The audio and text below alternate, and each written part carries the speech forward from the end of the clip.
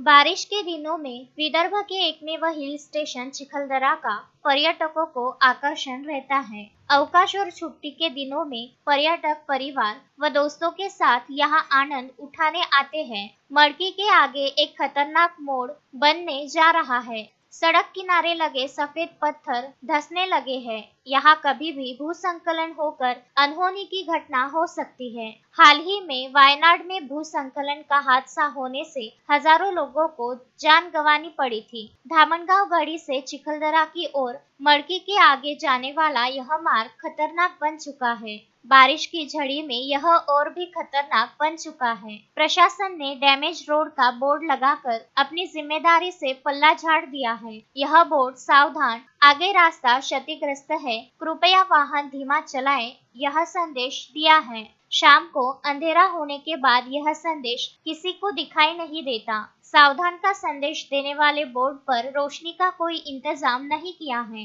नजर हटी दुर्घटना घटी की तर्ज पर यहाँ कभी भी दुर्घटना हो सकती है। वैसे भी सड़क के नीचे की मिट्टी धीरे धीरे धंसते हुए सड़क को कमजोर बना रही है। भूस्खलन की त्रासदी से बचने के लिए प्रशासन को स्वयं संज्ञान लेकर सड़क की मरम्मत करने की मांग पर्यटकों द्वारा की जा रही है। पंकज साबू के साथ रुपेश बाजपेयी, विदर्भ न्यूज, परतवाड़ा।